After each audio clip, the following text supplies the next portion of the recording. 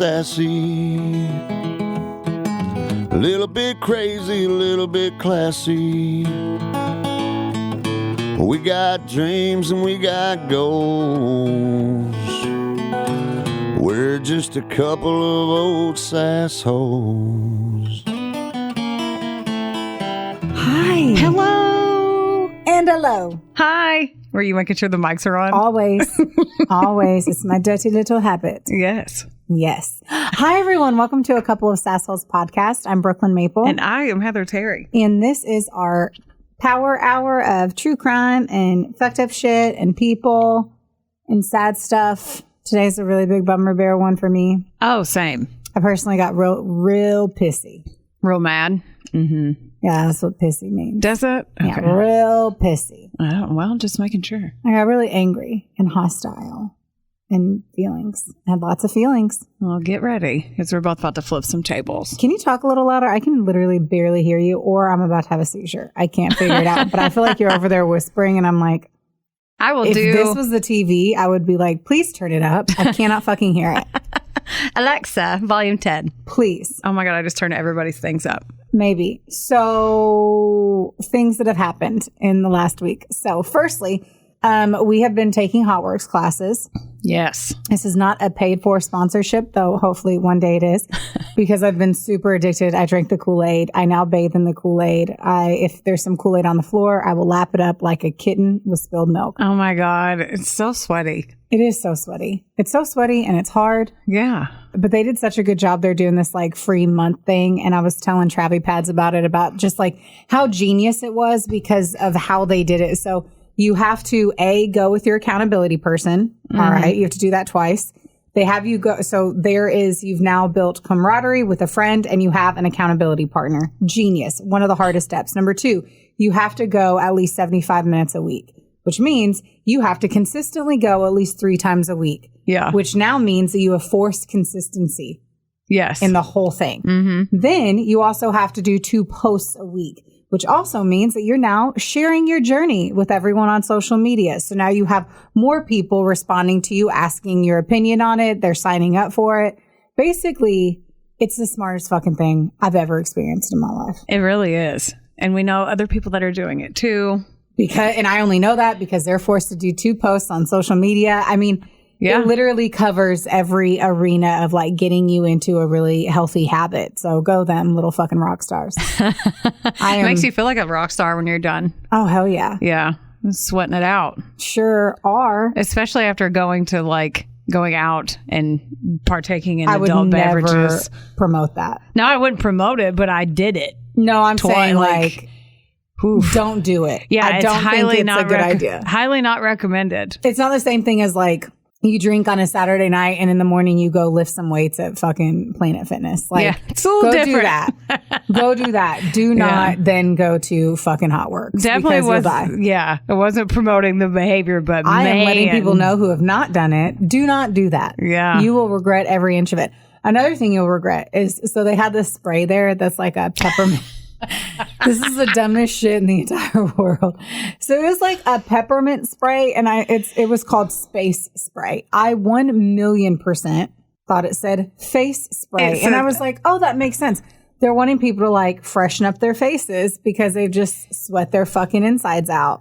Yeah, no, it says space and body spray. Space and body spray. Oh, it said body spray? Space and body. And so this bitch, because, we do everything together. I was like, ooh, face spray. She goes, ooh, spray. And then my eyes weren't shut all the way. I don't know what happened. She sprayed it right in my retinas. Oh, I sprayed it on both of our faces directly. Your face, then mine. And I felt like I went through like cop training when they go to cop school, whatever that's called, and they have to get sprayed with mace. That's 100%. I had to sit down. I had tears. And then Brooklyn's over there blinking like a maniac, trying to talk to the little girl that was working. Like, hey, we want to. Well, everyone's little to me. But she was talking to the woman that was working, and she couldn't stop blinking. I was sitting I was not blinking. I was forcefully crying. It wasn't that I was just up there being like, someone's trying to hurt me. Can you tell through my blinks? No, I was literally full blown crying. Yeah. I had to pour water onto my sweatshirt to then like take the wetness and try to scoop out the peppermint eucalyptus oil that was now blinding us. Yeah, it was a lot. And then to find out that it was not face spray. And then we had to stand there and talk to the lady and try to be like, we're new. And then I'm over there like, and she wet her sweatshirt and put it in my eyes when I was talking to this woman that I just met. That's not the weirdest thing you've ever done to somebody that you just met. No. I was cleaning out your eyeballs like a baby kitten.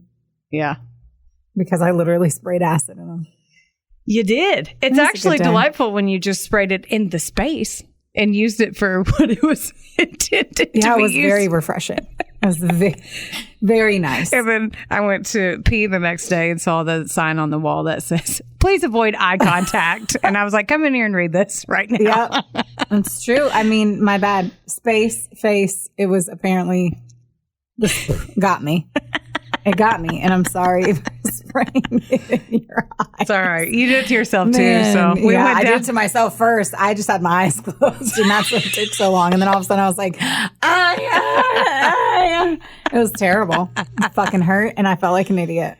It was very funny. Can I tell you what random sticker I saw on the way to work today? Yes. On a car or on It was where? on, I love that question. I love that fucking question. Because I thought it said something else, which then also made me laugh thinking about the space spray. Why? Because I was like, what did that just say? So I'm looking to see if I wrote it down because I knew the second I was like, I'm not going to forget this. And then what happens? Brooklyn Maple forgets it. Okay, found it. Okay. It was on a white truck that then had like one of those shells on it that's for work. So in any other environment, I would assume that was a working man's vehicle. Oh, like a wrap? No, like a camper shell. Oh, okay. But like one that looks like it's for a workman. Got it. Yes. It said, shoot your local pedophile. What? I thought it said support your local pedophile. Oh. And that's why I had to vroom vroom. I had to take Ravi a little bit faster to go read what it said. And I was like, no, not support, but shoot. And then I was like, so who's driving this? Did you see who it was? A work vehicle. Oh yeah, it was John. No, I don't fucking know anyone in this town. I don't know. I didn't mean like the name. I didn't see the what face he looks or anything. like. No. But I could have guessed based off of the vehicle. But I was like, wow, we are going in hard on a Monday. Mean, yeah, that's pretty. That is not a Trump thumper bumper sticker.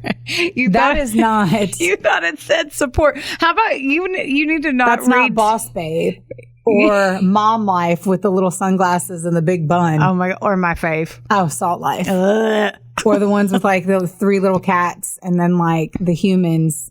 Oh yeah. Not even that. This was shoot your local pedophile. Maybe you shouldn't read things that you think have instructions like face and space spray. You're like, support your local pedophile. I was like, that looks like a pedophile vehicle. Yeah. And that's what really got me. I was like, oh, okay. So he's like, I'm a pedophile. You just support me in my pedophile vehicle. You just get close and it's got like his Venmo. I wonder if that's what was intriguing about it is like it looked like a pedophile vehicle and homeboy was saying to shoot them. I don't know. I wanted to text you about it this morning, but I held it all the way in until now. Man. That's where we are. That is where we are. Anything else you got? No, I don't think so. You didn't want to do anything about you and I going to Leading Ladies this weekend? Oh my gosh, yes. I was like, I can't believe this bitch ain't going to talk about the fact that we were leading ladies all weekend. We were leading ladies all weekend. Kelsey Jarbo did a wonderful job on an event this weekend. So Friday night, Saturday night, a bunch of women, very empowering, very inspiring, great networking. Lots of people excited about our show on the 3rd and our show in general now. Yeah. It was great. It was great. Yeah. What are your thoughts? It was great. No, I thought it was awesome. I don't think there's enough, I don't even really listen to Taylor Swift, but I'm such a fan of like her mentality and her hard work and just like the way she views things and how she's always like just so supportive of women.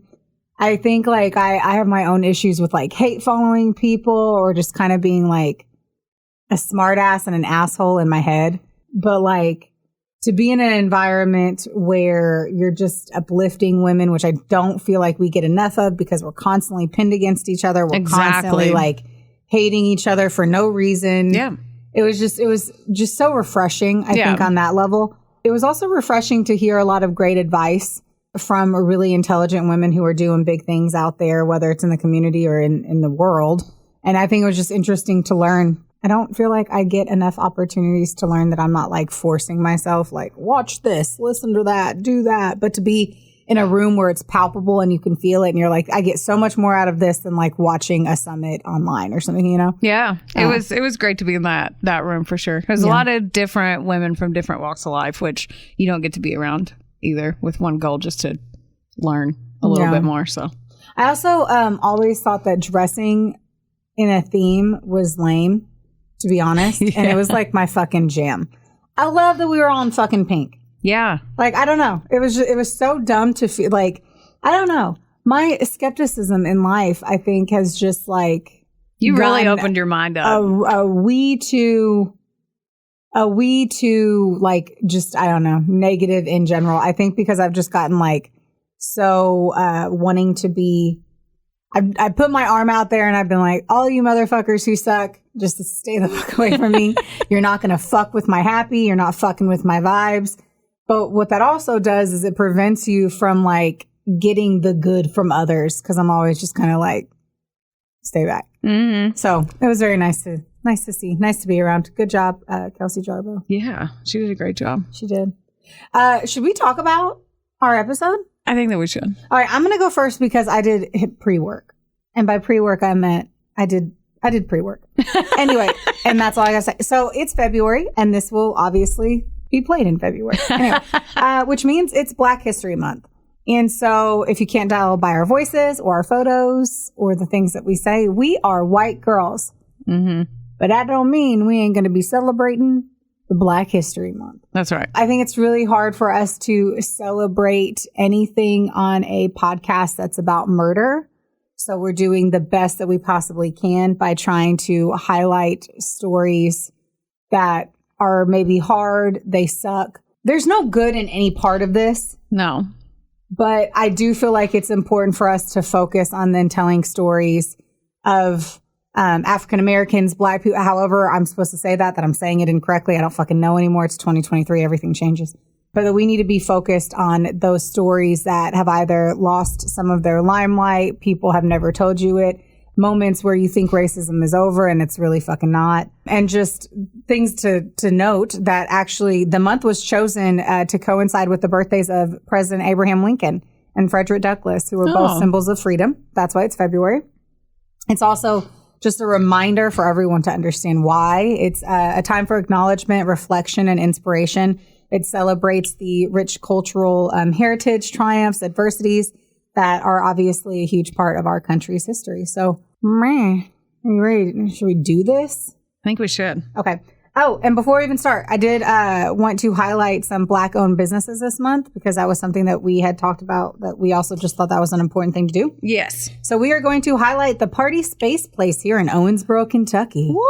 It's our very own original micro venue with a capacity of up to 80 guests. Do you like my tone? I was like, I'm going to read this like it's an ad. And then Heather and I wanted to see her face. But no, the Party Space Place is a perfect venue for birthday parties, baby showers. They have an awesome place for meetings, anything like that. They also expanded in 2022, which I think is really fucking cool, especially because expanding is, number one, just a very, very difficult thing to do, let alone to do it 2 years after COVID. Yeah, exactly. And so they also have the Bayside and the Party, or excuse me, Bayside at the Party Space, fucking cock. They also have Bayside at the Party Space Place. Bayside at the Party Space Place is centrally located and right next door to the Party Space Place. This is so hard for me. They offer seating that's up to 150 guests. So the Party Space Place. I was hoping Party Space Place. Yes.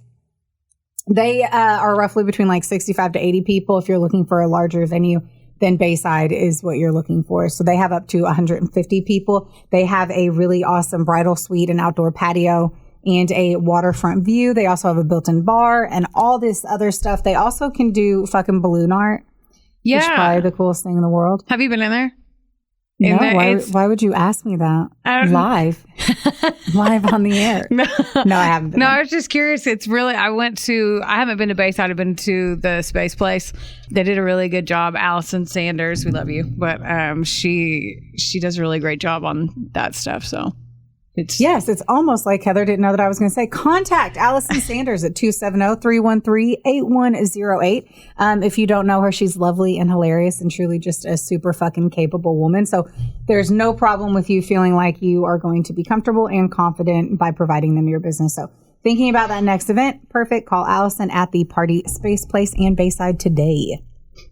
Are you ready for my sad story? Yeah. As I pivot beautifully. All right, so I used Reuters, the Texas Tribune, Wikipedia, and NPR. Have you ever heard of James Byrd, James Byrd Jr.? I don't think so. I don't think I knew about this one. And it was really this story that popped up that had me then being like, we really need to be doing a little bit more for Black History Month. But anyway, So he was born on May 2nd, 1949 in Jasper County, Texas. He was the third of 9 children way back in the 90s, or not in the 90s, sorry, in the 50s when everyone was having a ton of kids. I think his mother's name is super cute. It was Stella Mae Sharp, and she was from 1925 to 2010. And James Byrd Sr., he was 1925 to 2020. His mother was a Sunday school teacher, and his father was a deacon at the Greater New Bethel Church. How cute is that? I know. He graduated from Jasper Row High School in 1967, and that was actually the last segregated class in the area. Yeah. The last one. In 1967. After graduating from high school, he married and had 3 children, Renee, Ross, and Jamie. He worked as a vacuum salesman and was well liked by everyone in his community. And I thought that was really wonderful. Aww. He was super well known, super popular. This story fucking sucks. And it is what it is. I don't have anything else to say besides that this story is just unbelievably terrible. My apologies. And that is all I really can say. Yeah, we feel like we need to say it, though. You always feel like you got to. Yeah. He was very handsome, by the way. Damn it. No. I'm going to look him up. I know I have not been printing off photos in quite some time, but he was a super handsome African-American man. He's 49 years old whenever all of this kind of occurs. So he was still very young. I'm going to jump into the pieces of shit cuntwads. And these are all white men. I think that's important to state because this was a hate crime, unfortunately. We have the first guy, which was John Bill King. He grew up in a loving home in Jasper. Like that is one of the biggest things here is like he ends up stealing at one point. He gets caught and he does a stint in the George Beto unit or Beto, I don't fucking know, which ends up being a maximum security prison. So at the end of the day, his friends and family are like, he went and did that stint. He came back a completely different person. So I don't know really how this occurred, how a kid becomes a white supremacist to the degree that this guy does. But that's what essentially happens when he grew up with no racism from like a good loving family before. Yeah, that's interesting to think about. Well, he ends up meeting this guy and he befriends him. His name's Lawrence Russell Brewer, and he's also a known white supremacist. I Googled this just for shits and gigs. What is a white supremacist? It is a person who believes that white people constitute a superior race and should therefore dominate society, typically to the exclusion or detriment of other racial and ethnic groups. These guys were a part of the Aryan Nation or the Ku Klux Klan, which I thought it was Klu Klux, which means I don't know shit about fuck. I always did too. And we're ignorant white bitches. I mean, we are on that. Yeah. Because I wrote it down and then I was like, I'm wrong. I spelled that wrong. They also had tattoos on their body, so they didn't hide this. Once released, King and Brewer, they returned to King's hometown here in Jasper, Texas. Not here. We are not in Jasper, Texas. We're in Owensboro, Kentucky. But they go back to his hometown, and they are hardened racist criminals. Ugh. And they are on the prowl. We have a new kid in here. His name's Sean Berry. So he's 23. Lawrence Brewer is 31. And John King is only 80. Not 80. Where do I even get an 8? There's no 8 anywhere. He is 23. He is only 80. I mean, spring chicken. He's only 80. He hasn't even lived a third of his life. Here in Jasper, Texas, where we do not live. In the Ku Klux Klan. Shut up. Okay, fine. All right. So it's now June 7th, 1998. Barry's driving and these guys are out for trouble. They end up through just sheer bad luck seeing James Byrd Jr. walking home to his apartment that early Sunday morning, coming back from a friend's anniversary party. So I kept reading that he was disabled and I was like, how is he disabled? Because I don't want to be that person, but there was nothing visually telling that he was disabled. Yeah. And he has a seizure disorder, which means that he can't drive a vehicle. So he left a friend's party. It wasn't because he was too drunk he couldn't get home. He just couldn't. He just couldn't get home. He can't drive. He could have a seizure and wreck a vehicle. Yeah. So that's why he was walking home late that night. Yeah. He comes across these guys in a truck, and the guy driving is Barry, and he's known James, like, from what I read first, it was just an acquaintance, and I also read, like, because of this small town, he knew him his whole life, because Homeboy's only 23, and James is 49. So I think that he had full understanding of Barry and was really comfortable with him. Mm-hmm. It's also dark. I didn't say the time, but it was like 1 a.m. It was like late. Yeah, I mean, parties, unless it was a day party, they're usually not like, okay, it's 2 p.m., go home. Okay, bye. Happy anniversary. Yeah. But at the end of the day, like, he had no reason not to get into the vehicle. I also say that, too, because I don't think there was, like, any way that he could see the freaking swastika on one of the other guy's arms. Yeah. Because I don't feel like for any reason you would then...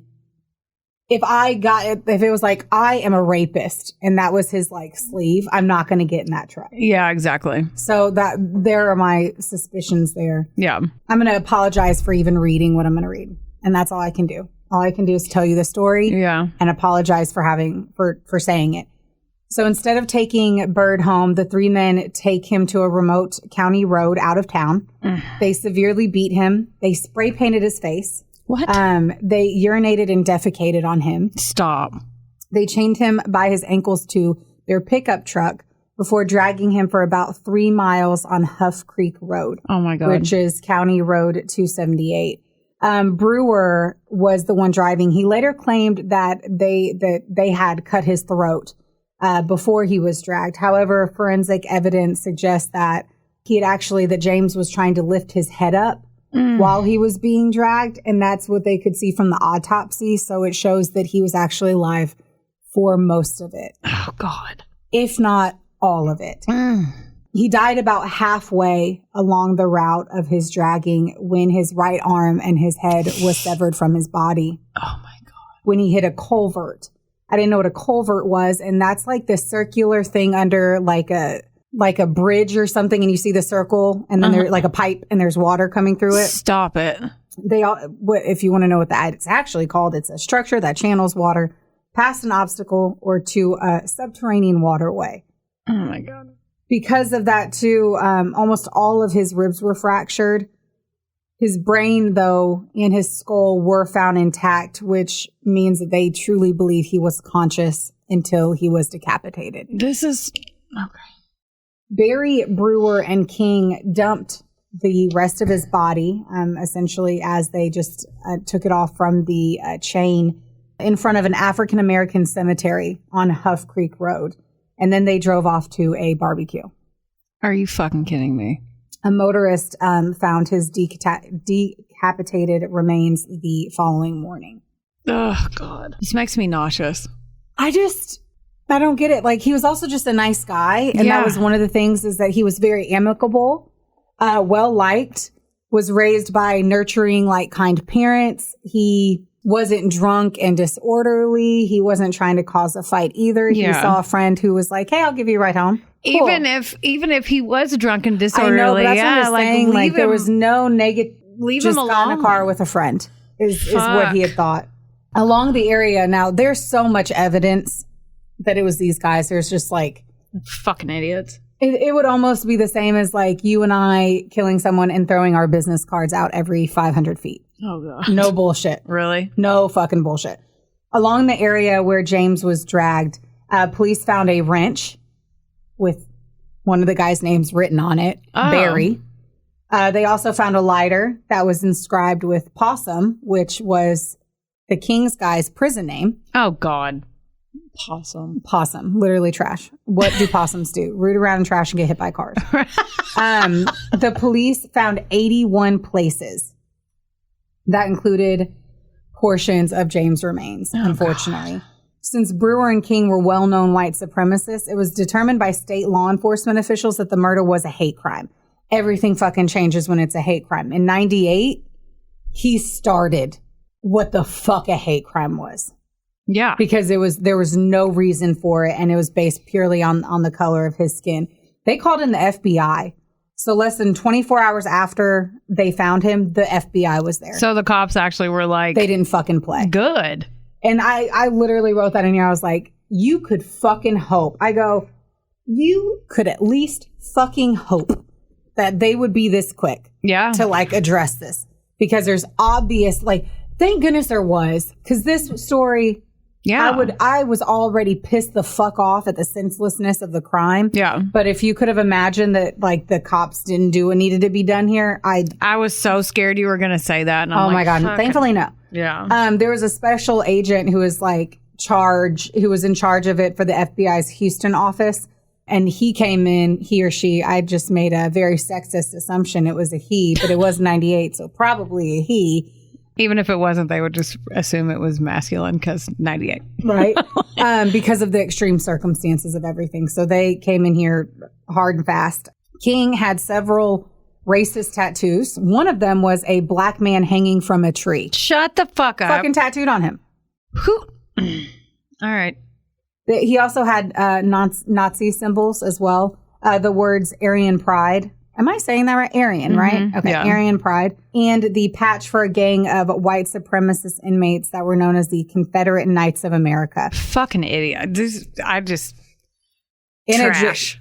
Fucking trash. Trash. Fucking trash. Talk about shoot your local pedophile. Trash. Shoot your local racist. Trash. I'm not allowed to say any of that. But what are we letting them out? Like, yeah. At the end of the day, if you have hatred, that kind of hatred that you would physically tattoo it on your body for someone who is, there's not a single thing you can do about your skin color. Not a single thing. Yeah. You come out the womb and that is who you are. Yeah. That is your fucking journey on this planet. Your skin color there's nothing you can do. Yeah. Nothing you can do about it. No. And you have that much hatred and rage over something no one can do anything about. It's so yes, fucking let's dumb. Put you in a hardened prison and then let you out. Let's have you meet more horrible people like that, give you worse ideas, rattle the fucking bee's nest, and then fucking open it up. Yeah. Motherfuckers. Motherfuckers. Yeah. In a jailhouse letter to Brewer that was intercepted by jail officials, King expressed pride in the crime and said that he realized while committing the murder that he might have to die. This is what he says. Regardless of the outcome of this, we have made history. Death before dishonor. Sieg Heil, which is Hail Hitler. Oh, God. An officer investigating the case also testified that witnesses said that King had referenced the Turner Diaries after beating James. That was apparently a book about a revolution against our government where they would then kill all non-white people and Jews. The fuck are wrong? It's a book that is literally like stupid shit. Stupid, hateful bullshit. Yeah. Basically, if like that's all I got. Yeah. Anyway. Barry, Brewer, and King were tried and convicted of James's murder. Brewer and King received the death penalty, while Barry was sentenced to life in prison. Brewer was executed by lethal injection on September 21st, 2011, and King was executed on April 24th of 2019. I'm going to talk to you a little bit about these guys. So we have Sean Barry, right? During the trial of Sean Allen Barry, who was born February, who fucking cares, you cunt? But in 1975, you already know his age. The prosecution conceded that he was not a white supremacist, but they argued that he was just as responsible for Byrd's murder. I keep saying Byrd because it's spelled B-Y-R-D. Mm-hmm. So sorry. It's Byrd, right? It's Byrd. Yeah. For Byrd's murder as the other men, and suggested that he might have been for him that it was a thrill kill. He was the one that got him in the car, essentially. He was the dude's friend, if you will. That's what they say. Anyway, Barry's attorney had 3 black men who would testify saying that he wasn't a racist. Oh, so he's like, here are my black friends. Yeah. I promise. Yeah. Like, dude, I just killed him because I liked I wanted the thrill of killing someone. But then you just happen to be with people that have lynching tattooed on their bodies. Right.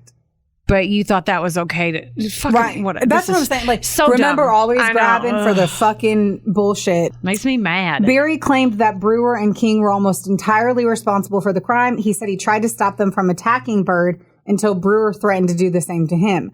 Brewer, however, testified that Barry had cut Byrd's throat before he was tied to the truck, as I'd mentioned that. Yeah. The jury decided that minimal evidence supported this claim, I'm sure because he was decapitated. At the end of the day, they don't particularly know that. I also don't know that he would have stayed alive as long if his throat had been cut. Barry was also the only one of the three to show any degree of remorse. So at least, all I can say, he was 23. He spends all his time in jail. As a result, he is spared execution and instead he was given life in prison. As of 2020, he is living in protective custody. I bet he fucking is. I bet he fucking is too, at the Texas Department of Criminal Justice's Ramsey Unit. He will be first eligible for parole when he is 63 in June of 2038. He spends 23 hours per day in an 8 by 6 foot cell with 1 hour for exercise. Somehow, he is married. I don't know. It literally says that he's married. He married Christy Marcantel by proxy. So I don't know if it was somebody that he was with before, and because it's been so long that they're married by proxy, I don't fucking know, but I also didn't care enough to dig into it because Lawrence Brewer, he's the one that died September 21st of 2011, was a white supremacist who prior to Byrd's murder had served a prison sentence for drug possession and burglary. He was paroled in 91. After violating his parole conditions in 94, he was returned to prison. According to his court testimony, he joined a white supremacist prison gang with King in order to safeguard himself from inmates. I have read that in multiple books that does happen, but I do not comprehend all of the other things that happen along there too. As we mentioned, they became friends in the veto unit. A psychiatrist testified that Brewer did not appear repentant? Is that a word? There we go. Is that it? For his crimes. During the trial, the prosecution labeled him a racist psychopath. Brewer was ultimately convicted and sentenced to death. He was on death row at the Pulaski unit, where he was executed in the Huntsville unit on September 21st. The day before his execution, Brewer expressed no remorse for his crime, and he told the news, "As far as any regrets, no, I have no regrets. What? No, I'd do it all over again to tell you the truth." What a fucking piece of shit. Before his execution, get ready for how bigger of a cunt he is. Before his execution, he ordered his last meal that prompted the end of the last meal requests in Texas. Because of this cunt, what'd he do? Now, no other person that gets executed will get to, of course, order a whole bunch of fucking food and then say you won't eat it. Wasting taxpayer money. He orders. Oh, God. 2 chicken fried steaks with gravy and sliced onions, a triple patty bacon cheeseburger, a cheese omelet with ground beef, tomatoes, onions, bell peppers, and jalapenos, a bowl of fried okra with ketchup, 1 pound of barbecued meat with a loaf of white bread, 3 fully loaded fajitas, a meat lover's pizza, 1 pint of Bluebell vanilla ice cream, a slab of peanut butter fudge with crushed peanuts on top, and 3 root beers. When the meal was presented, he told officials that he was not hungry, and as a result, he didn't eat any of it. What a piece of shit. Yep. The meal piece of shit till then. I'm amazed too, though. They're like, the meal was discarded. Why you didn't feed everyone else? Yeah, like, exactly. That was so much food they should have fed. You know what I mean? I feel like they should have fed people. Yeah. But because of that, the state senator, John Whitmore, asked Texas prison officials to end the 87-year-old tradition of giving last meals to condemned inmates.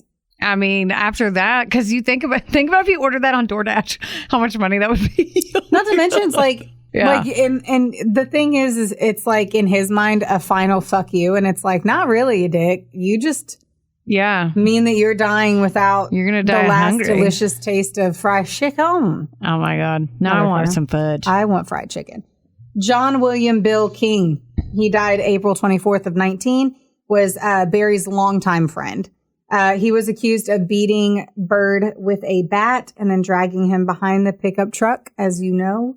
He had recently been released from a Texas prison where he states he had been repeatedly gang raped by Black inmates. Oh my God. And that is why. I don't believe that. I do. And I believe he was raped by lots of people. Yeah. At the end of the day, though, I can't say shit. If somebody was fucking me in my booty hole, I'm going to hate you too. But I'm probably going to hate the sex of the person versus the color. But to each their own.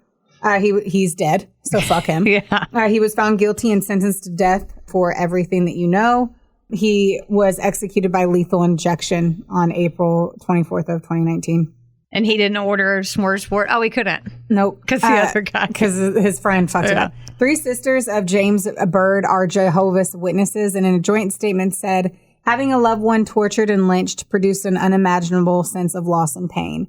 How does one respond to such a brutal act? Retaliation, hateful speech, or promotion of hate-ridden propaganda never entered my mind, or entered our mind, excuse me. We thought, what would Jesus have done? What would he have responded? The answer was crystal clear. His message would have been one of peace and hope.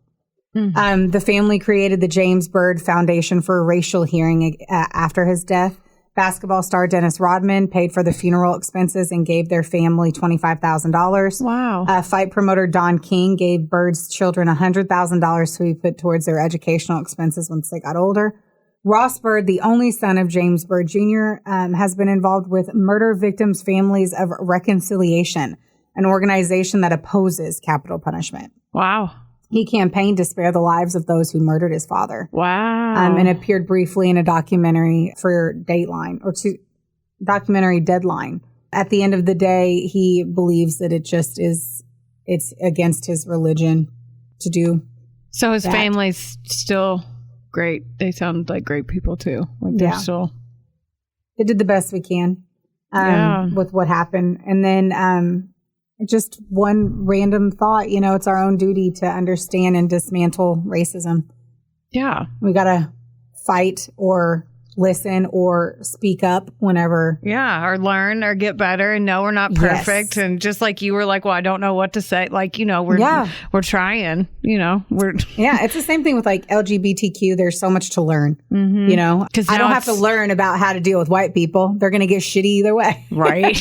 But you can like accidentally try to be more understanding or educated on something and still kind of come off ignorant. So by no means, and I hope this doesn't make anyone feel like we're being ignorant idiots, but really we're just trying to tell stories that we want to make sure don't get overlooked. Yeah. That was my sad story. That was very sad. Baby James. That was very sad.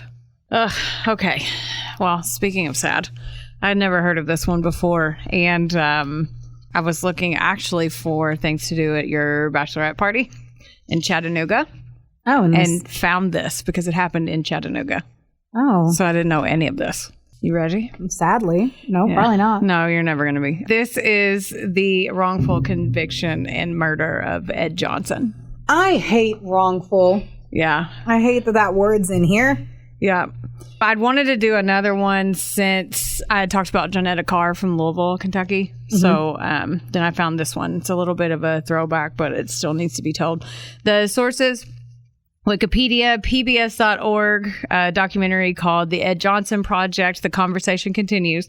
The EdJohnsonProject.com. And then there was a couple snippets that I took out of University of Tennessee at Chattanooga student-led podcast project called We Care Now, that their teacher assigned them to do that, and they decided to talk about this. So I couldn't find a lot about Ed Johnson's early life, but to give you context on the time, I'll tell you a little bit about what was happening in the U.S. So 1865. Oh, shit. Yeah. Throwing way back. Oh, wow. This is Yeah. Post-Civil War, the 13th, 14th, and 15th Amendments of the Constitution were passed, promising to abolish slavery. That began with the Emancipation Proclamation. The proclamation passed on January 1st of 1863. It stated, and I quote, "All persons held as slaves in rebellious states are and henceforward shall be free." There were an influx of freed and escaped slaves that took residence up in Chattanooga, in Tennessee. They called the escaped slaves contraband. Oh my God. Yeah, to give you a time frame. And there was even a place by the river called Camp Contraband, and they set up black soldiers to guard them. When the war was over, they stayed, they lived, they thrived with some scrutiny, of course, but it was still a lot friendlier than most of the southern states were at the time. The 1870s, the Ku Klux Klan emerged, and the southern states rebelled, and they segregated heavily based on the unjust Jim Crow laws, which I didn't know anything about any of this. So I'm actually glad that I did this story. Like, I didn't know hardly any of the shit. You probably knew it all. You just don't remember it. We were taught all this stuff. Yeah. But the Jim Crow laws were state and local laws that lasted until 1965, which feels way too close to right now.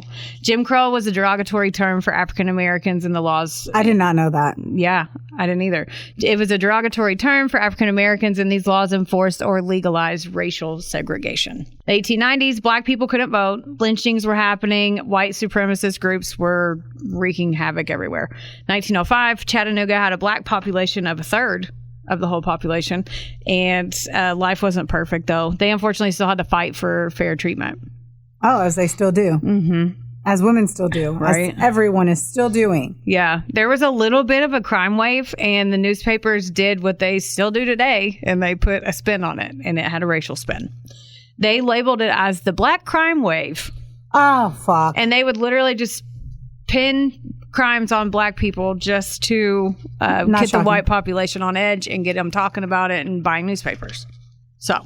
Do you remember The Help? I haven't seen that movie. Oh my gosh, Heather. I know. That like won every award. I know. Yeah, I heard it was great. Well, they did that. Yeah. That bullshit lying where you basically would have to be worried at any time for a white person to say you stole a bracelet. Oh God. Because you were the help too. Mm-hmm. And so if I was just like, you know what, I don't like you anymore, I'm going to say you stole my bracelet, and they'd kill you. That's so... Like, it wasn't like... Anyway. Horrible. And Sheriff Joseph Shipp and Judge Samuel McReynolds were up for re-election in 1906. January 23rd, 1906, a white woman named Nevada Taylor was walking home from her trolley stop alone, and she was brutally attacked and raped near her home in Forest Hills Cemetery. She was knocked out during her attack, and she said she had little recollection of this, but the only thing she remembered was a black man came up behind her and put a leather strap around her neck. How would she know that? You know, I don't know. I thought the same thing when I was typing it, and I'm like, but if they came up behind you, how would you know that? It's a shadow. Yeah. If it was a shadow, a black shadow. Yeah. And she had been examined by a doctor afterwards, and he was the one that told her that she was sexually assaulted. So, like, she didn't. She said she got the strap around her neck and passed out and woke up, and the doctor was like, you got raped. I'm sure she felt that, too. Yeah. Not victim shaming, but you know what I mean? Just a little suspect when she's like, I don't remember anything. Except for he was black and had leather strap. Yeah, but that makes sense. If she lost her circulation, she would have been completely knocked out. Yeah. And I don't know how long it necessarily takes to have to rape somebody. Yeah, I don't know. Now, as long as she actually was, but if the doctor is the one that said it, I would believe that would be a factual statement. Yeah, but unless, I don't know. There's a lot of stuff that people are doing in positions of power in the story that are suspect, so I don't know. I think the entire time was suspect. That's very true. The next day, a black man named James Byrd was arrested, and he fit Nevada Taylor's description, which was from what I read was just a black guy. Of course. Yeah. The next day, the sheriff arrested a young black man named Ed Johnson after they got a report of him being seen carrying a leather strap near the trolley stop. You're fucking kidding me. No, I'm not. That same night, a white mob of 1,500 people stormed the jail and demanded that the judge and the sheriff give them Ed Johnson, James Byrd, and then another unnamed black suspect. But they already figured this was going to happen, so they had moved him to Nashville, which is 2 hours away from there. So to wait on the trial. They knew 1,500 people were heard about that. This got arrested. This all like the same day he got arrested. Yeah, ready to lynch and mob. And fucking do anything. And they don't know anything. There's literally... They know nothing. The fact that it's one thing to be a dumbass racist for whatever reason that you don't even know. Yeah. You're born and bred. Yeah. To believe that if people aren't the same skin color as you, there's an issue with them. Yeah. And they're less than you. Fuck one thing for being bred that way. Mm-hmm. It's a whole nother thing to be so fucking dumb. Yeah. And stupid. Yeah. That you're like, oh. And no trial. They just said somebody saw him carrying a piece of leather. What I'm saying. Yeah. That's like, oh, he had shoes on. Yeah. All right, take all those people with shoes on. Yeah, no And shit. now we're going to kill all those people with shoes because they had shoes on. Yeah, it's so stupid. You fucking, like, that's what, you can't fix it. Oh my. Yeah, you're about to get more mad. So the judge was like, look, we will grant swift justice. Just let her do our jobs, blah, blah, trust in the legal system. And they were all still pissed. So they were mad, but they were like, all right, fine. But they really fucked up the jailhouse door before they left because they were so mad that they didn't get what they wanted.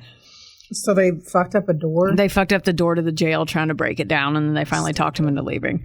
They took Nevada Taylor to Nashville to identify Ed.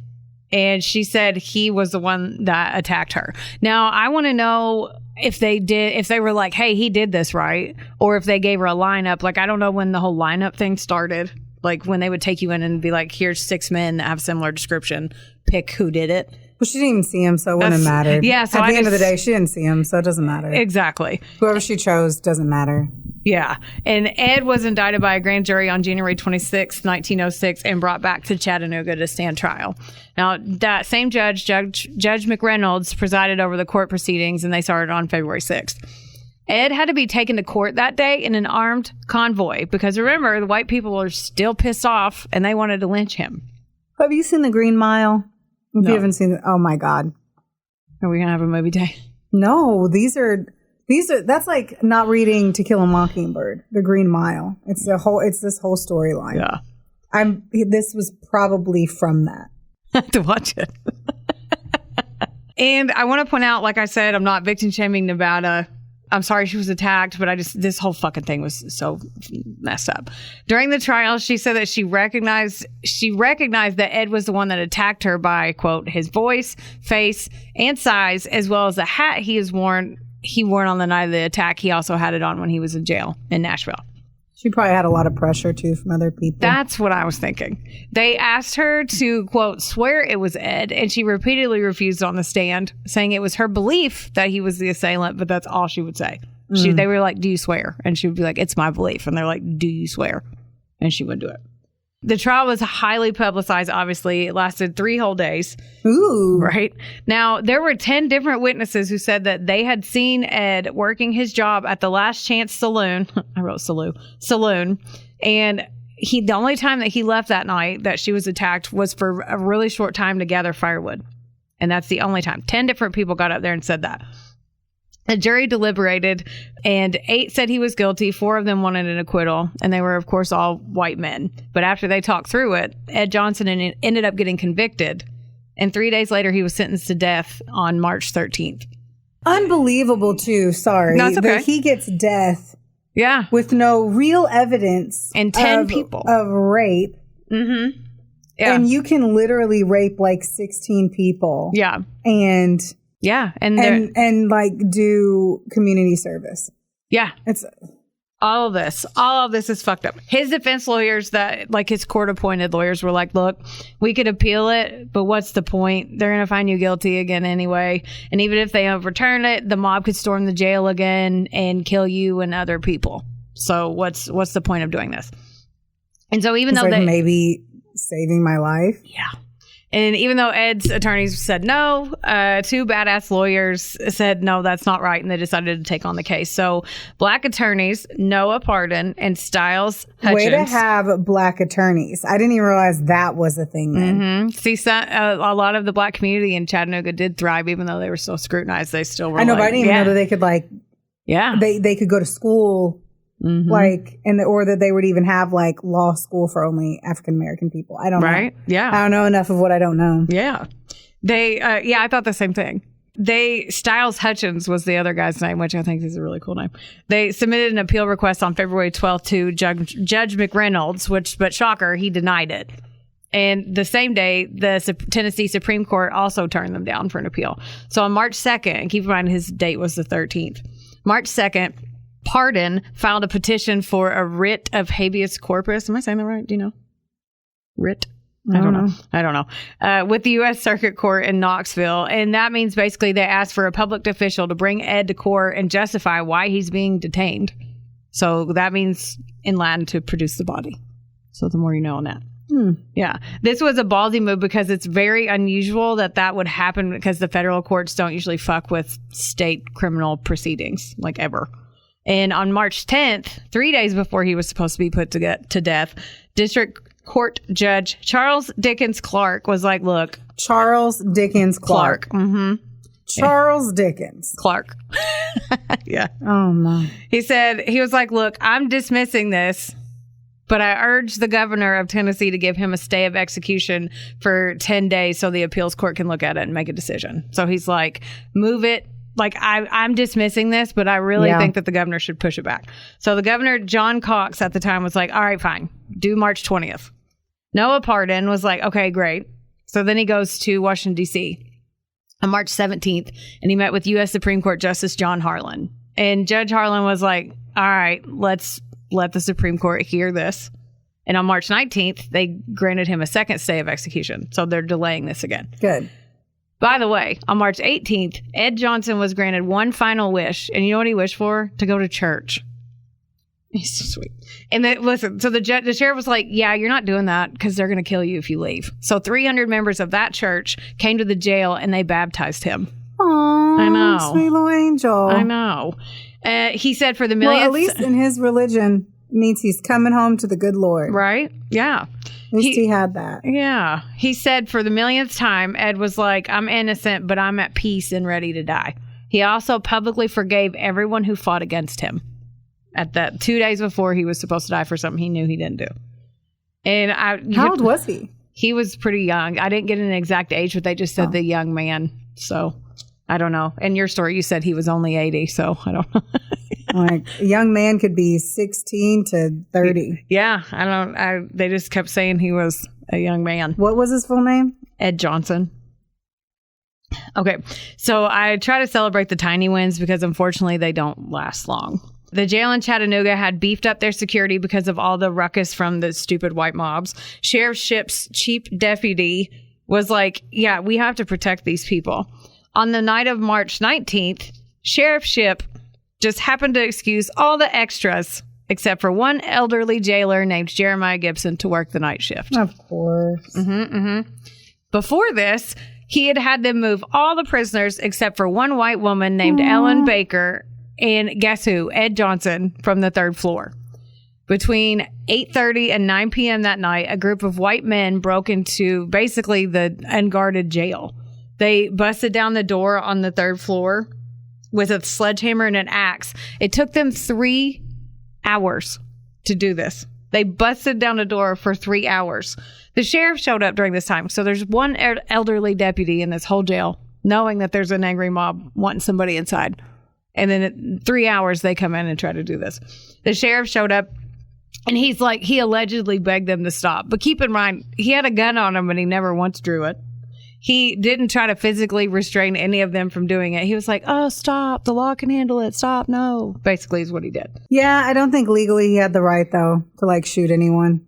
He could at least try something, physically something, try to detain him. But like he didn't. Then he's risking his life. I mean, at the end of the day, the fact that you can say he could have done anything, but I think he could have tried. In his level of his job, I'm not at all. That means that he would have been risking his life for someone he didn't believe he should risk his life for. Yeah. I just think he could have tried a little bit. But you don't know what he did either, sis. Yeah. Like you're going off. They got annoyed with him and they took him into the bathroom and they made him stay there. Now, no one watched him. They just said, you stayed here in the bathroom. I'm sure if there was a mob, you're giving him like no semi-credit for the fact that there's a mob of people wanting to kill someone in a time frame where what could he have done? Honestly, shot 3 people? 6 people from like the bullet in his gun. Yeah. He obviously set shit up for the guy to be taken. Yeah. But there was nothing really that one person could have done up against a mob. I don't see if there's anything he could have done. I think he set him up. He did set him up big time. And that's the thing that kind of pissed me off the most. Which means he's not going to fight back. Yeah. If he set him up. Yeah, that's what I'm like, if you set him up, you're not going to do shit. I was just playing the whole time. I'll go take a shit. You guys go do whatever you're going to go do. Yeah, that's what I was getting at. So no one watched him. He just stayed in the bathroom and they were like, hey, stay in here. And then the men finally busted through the door and they got Ed. They took him to the Walnut Street Bridge, put a rope around his neck, and then they threw it over a beam. He hung there for 2 minutes in agony, and then the mob got impatient and they just started shooting at him. And he was hit with over 50 bullets while he hung there. One bullet hit the rope and he fell to the ground. And when Ed moved, one guy walked up to him, put a revolver to his head, and fired 5 shots into his skull. And this man was the deputy sheriff. One man pinned, I hate even reading this. One man pinned a note to Ed's body that read, and I quote, "To Justice Harlan, come get your now." That is the worst. 12 of these assholes were involved in this lynching, including law enforcement, obviously, but a crowd formed around the jail when they were in there trying to like hack the door down, and then they followed them to the bridge. So people obviously knew they were going there to do that. 100%. None of this was shot. The fact that they relocated people. Yeah. Like, they knew what they were doing. And told everybody, hey, on this night, you just leave. Exactly. Yeah. Like, it was completely planned. Yeah. Without a doubt. Yeah. And the mob wanted to use that bridge as a deterrent to separate whites and blacks because black people would walk on that bridge to go to work every day. It's still a pedestrian bridge. So they were like, this is the second person who was lynched on that bridge. Following all this, Sheriff Shipp blamed Ed's death on the interference of the Supreme Court. So fuck him. They were like, oh. Dude, he'll have his own fucking vices to pay for later on in his life. Like, there's no way that you do that. Like, you just can't be that way. And they were like, oh, you're cute. And this led to the only criminal trial ever tried by the U.S. Supreme Court in the United States versus Shipp. 9 men were tried in this case. So Sheriff Joseph Shipp. Wow, they actually took people to court over it. Supreme Court. That blows me the fuck. I was not expecting that. I was expecting them to just be like, all right, justice. Yeah. And then keep going about their day. Yeah, no. It's the only one they've ever done. Wow. Yeah. It was Sheriff Joseph Shipp, Deputy Matthew Galloway, Deputy Jeremiah Gibson, who was there that night, Deputy Nick Dolan, William Mace, Henry Paget, Alf Handman, Bart Justice, and Luther Williams. They were tried for contempt of court, which only carries a maximum 180-day prison sentence. In May of 1909, Sheriff Shipp and 5 other dudes were found guilty, and 3 of them were acquitted. Yeah. Of course, they all appealed and were all denied. And on November 15th, 1909, Sheriff Shipp, Deputy Nolan, and Luther Williams got a whopping 90 days in prison. And then the rest were 60. I hope it was another prison. I hope it was with a whole bunch of black guys that fucked him in his ass. I hope so, too. I hope he got fisted in his butthole. How's that? I do too. I can get that if that was like, you know what? And I'm a horrible person for saying it, but I can understand that if they raped your 4-year-old daughter and you had evidence and or they tortured your family or something. Yeah. And you had evidence. Like the one dude on that like The Citizen or whatever was that one movie where they like raped his daughter and his wife and killed them and tortured them. Yeah. So then he fucking did everything he could to find them and torture them. I get that. Eye for a fucking eye. Yeah. But this is not justice. Not at all. This is none of that. Not at all. Giving you a reason to kill someone for no reason at all. Exactly. Yeah. And breaking the law. Yeah.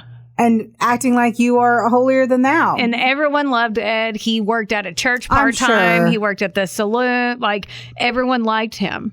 Like, he was just a guy living. Like, yeah. And the court documents said, quote, Sheriff Shipp not only made the work of the mob easy, but in effect aided and abetted it.